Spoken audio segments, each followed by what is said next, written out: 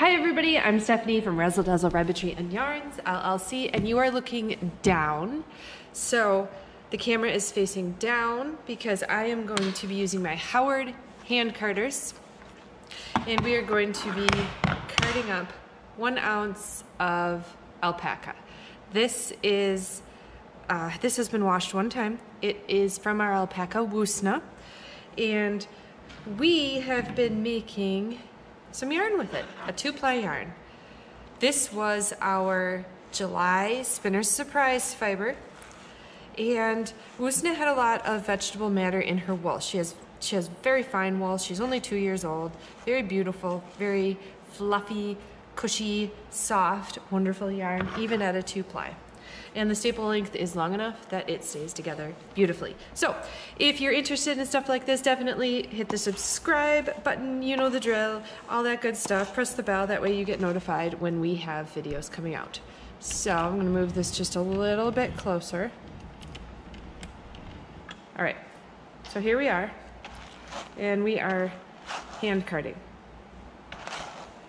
Now there's vegetable matter in this. And what do I mean by vegetable matter in this? So there's little bits of grass in here. When I'm hand carding, it loosens up all these fibers. All of these fibers get loosened up. Part of that is then the grass and the vegetable matter, which you can see in a little pile right here on the floor. Maybe you can't see it, but this starts falling out. So it's okay to have vegetable matter. It is okay to have it. You know, the process that I'm using, I'll explain it to you for the carding to help get the vegetable matter out. So just because there is vegetable matter doesn't mean it's the end of the world. And especially in a fleece and a fiber like this, it isn't the end of the world, because you definitely don't want to be throwing away too much of this fiber because it's beautiful.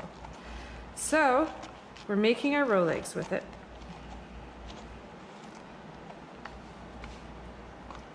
And these are very fun to spin up. There's still some vegetable matter left in it, that's okay.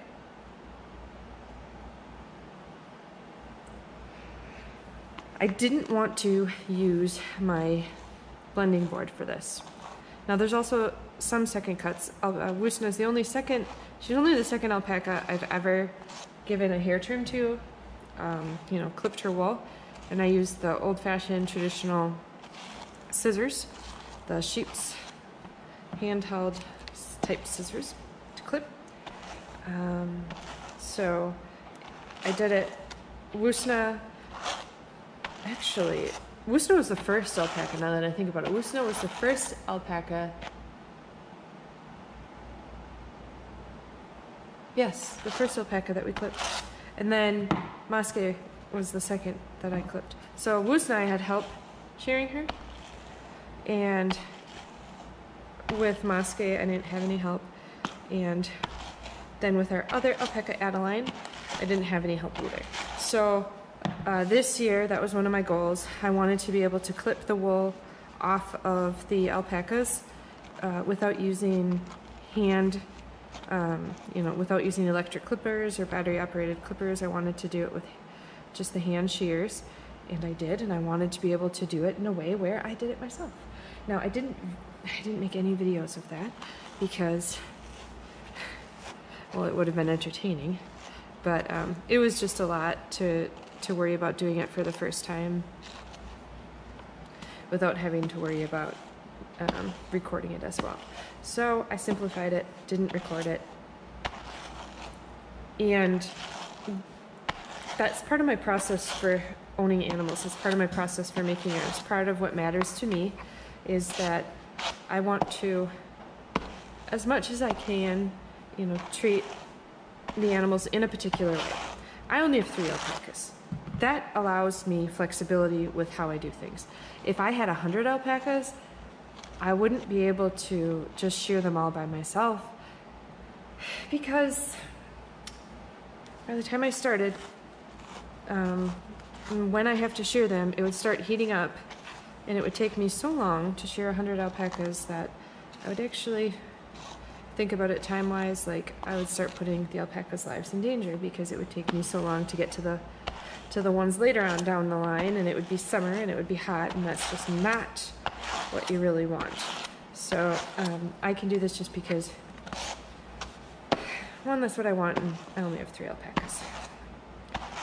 Which I'm happy to have 3 alpacas. They're wonderful ladies. They all have different personalities. I tell everyone Woosna has long eyelashes. She's like a little beauty queen. Like a Barbie alpaca. If there's such a thing, if you can picture that. But yeah, it was pretty cool. Ooh, sorry. We're getting a little crazy with this. Let's just make our angle a little different. Try this out. That way when I'm going like this, I don't hit the camera stand. But it's been wonderful. Really wonderful trying to figure out how to shear them without having to tie them down or to have them laying on the ground. And I just didn't. I wanted to avoid that.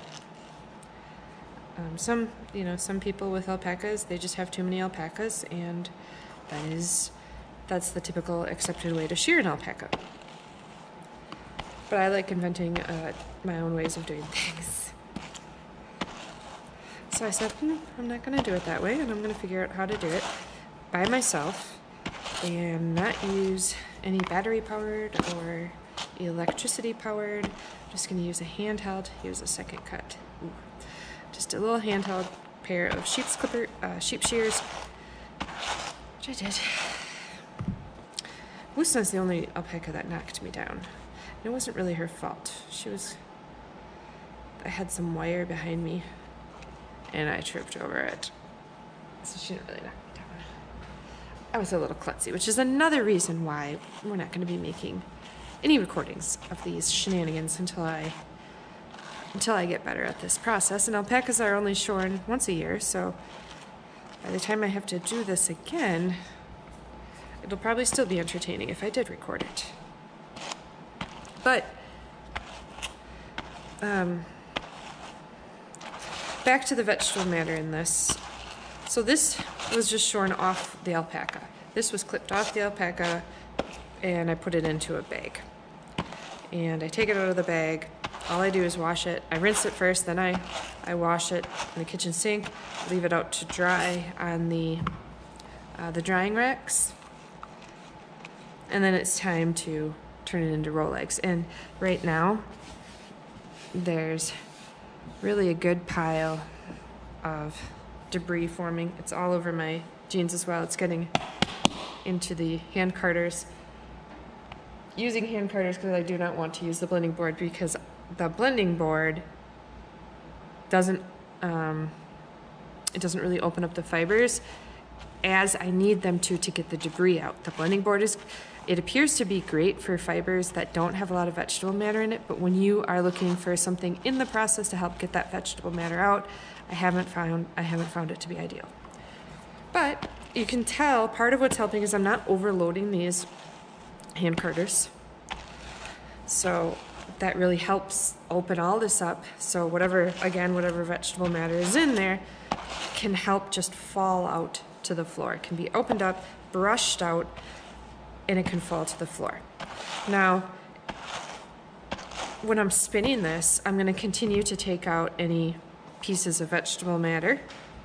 When I am using the ball winder, because I want to wind this into a center pole ball, I'm going to continue to take out any pieces of vegetable matter.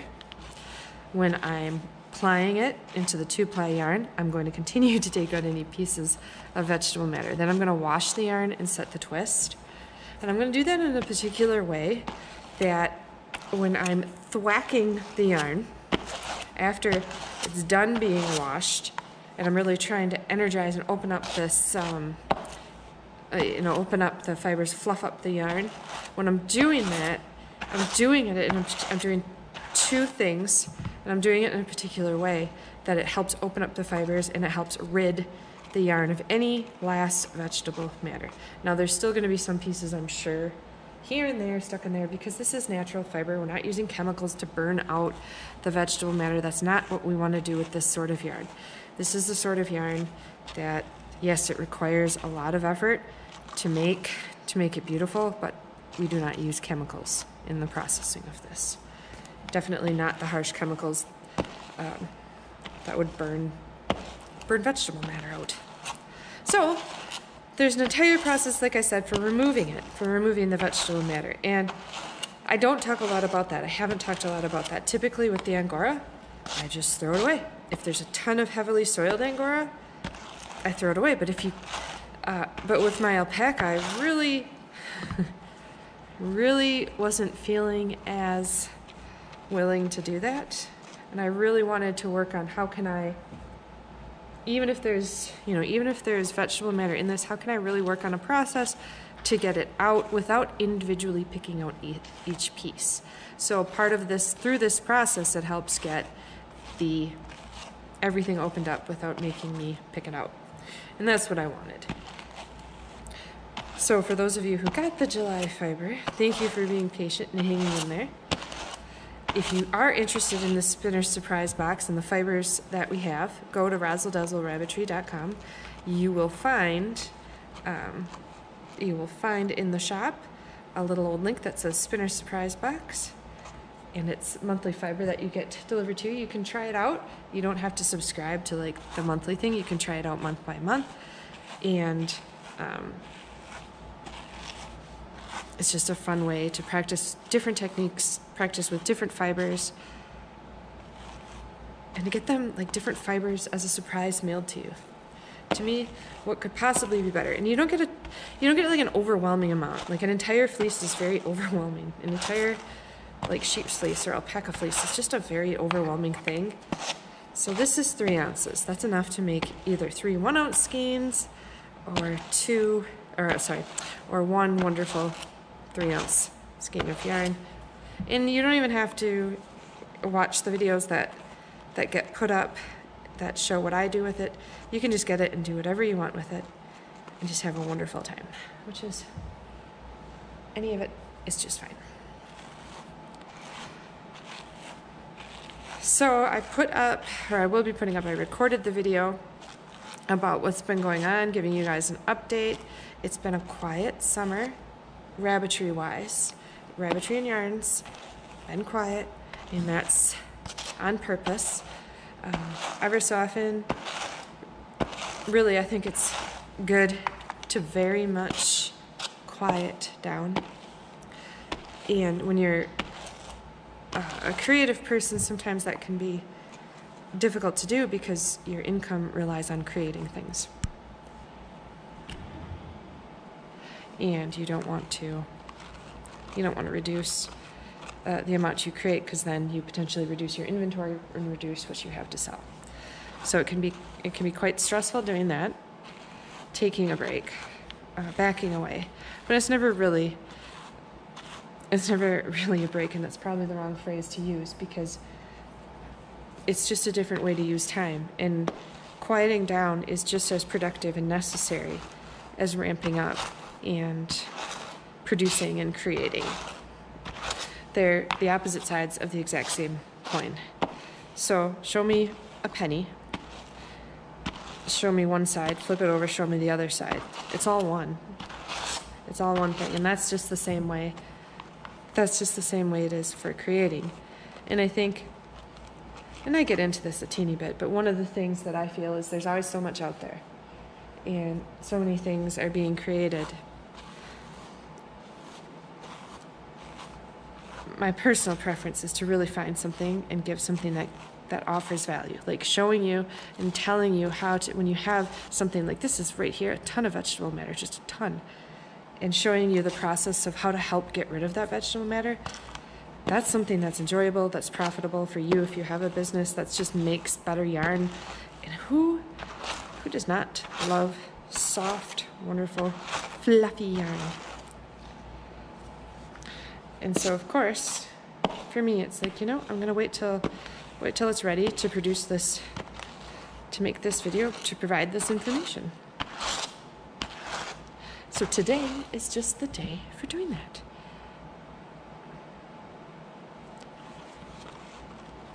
I have only a tiny bit left. When I do this, it helps get any vegetable matter out as well. This is the last part. And then we will have carded this entire ounce. Now for this July fiber, I do have 3 ounces left. I do have 1 spinner surprise box left of this fiber, but that's it. So if you are interested in getting this exact fiber, then the best way to get it is to just send me a message. Go to razzledazzlerabbitry.com. There's a page that says contact us, and just tell me that you're interested in this.